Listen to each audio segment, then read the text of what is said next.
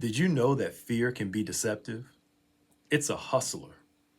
And the reason why it's deceptive, the reason why it's a hustler is because it convinces us of a reality that may never happen.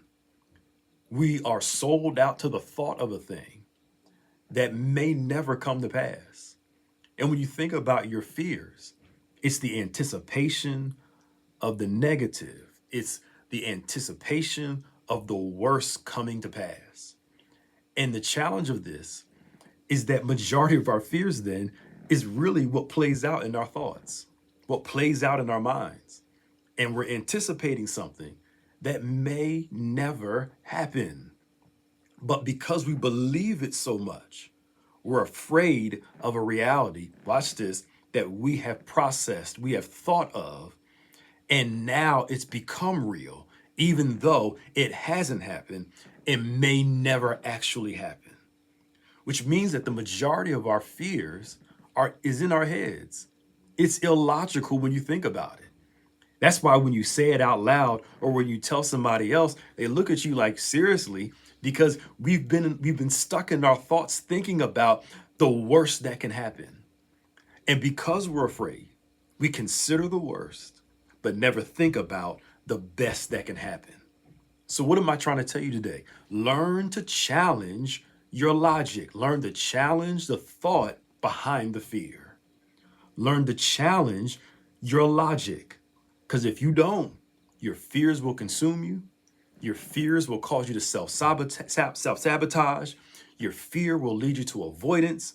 Your fear will cause you to not do what you're supposed to do because of what's playing out in your thoughts. I'll give you a basic example. Let's talk about the fear of bugs. There are people that are afraid of bugs, and instead of them seeing the bug and stepping on it or just walking away from it or spraying it with something, they run out the room, they panic because they feel like this bug is going to do something to them. When the reality is, the majority of bugs, if you leave them alone, they'll leave you alone. And the majority of the bugs can't hurt you.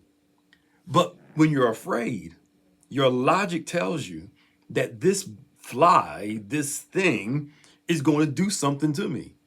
And watch this, we react in illogical ways because the thought is illogical. So, what am I trying to tell you to do today? Challenge your illogical fears. Challenge the thought that's producing your fear. Challenge your negative anticipation and learn to trust God. Because while you're believing the worst can happen, what happens if you believe that the best can happen? In the next video, we're going to talk about challenging our fears and getting to the source of what's producing this thought process, which is producing this feeling of fear. Fear is deceptive, y'all. Fear is a hustler.